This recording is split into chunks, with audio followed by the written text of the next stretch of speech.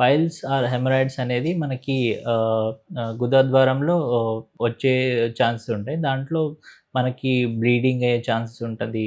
Pain ఉంటుంది.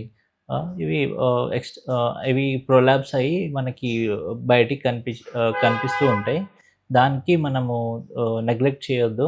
దానికి మనము ఇమ్మీడియేట్‌గా కన్సల్ట్ అయ్యి సర్జరీ ఆర్ టాబ్లెట్స్ ద్వారా మనం ట్రీట్మెంట్ తీసుకోవాలి. నార్మల్‌గా దీనికి హెమరాయిడ్స్‌కి సర్జరీ స్టెప్లర్ వల్ల చేయొచ్చు. ఇంకా ఓపెన్ సర్జరీ చేయొచ్చు.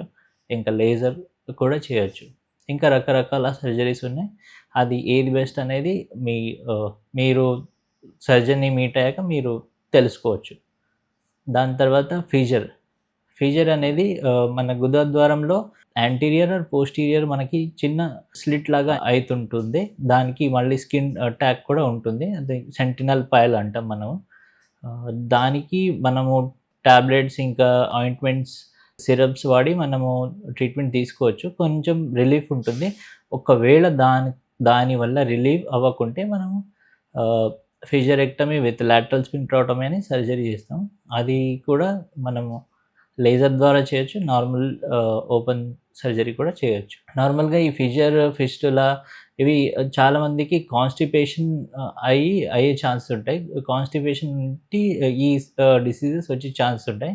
మనము మన డైట్‌లో ఎక్కువ ఫైబర్ ఫుడ్ అంటే మనం కీరా, ఇంకా గాజర్ ఇలాంటివి మనం ఎక్కువ కన్జంప్షన్ చేయాలి. దానివల్ల ఇవి పైల్స్ అనేవి కొంచెం రిస్క్ తక్కువుంటుంది. ఇంకోటి మసాలా ఐటెమ్స్ కూడా కొంచెం తక్కువ తీసుకోవాలి.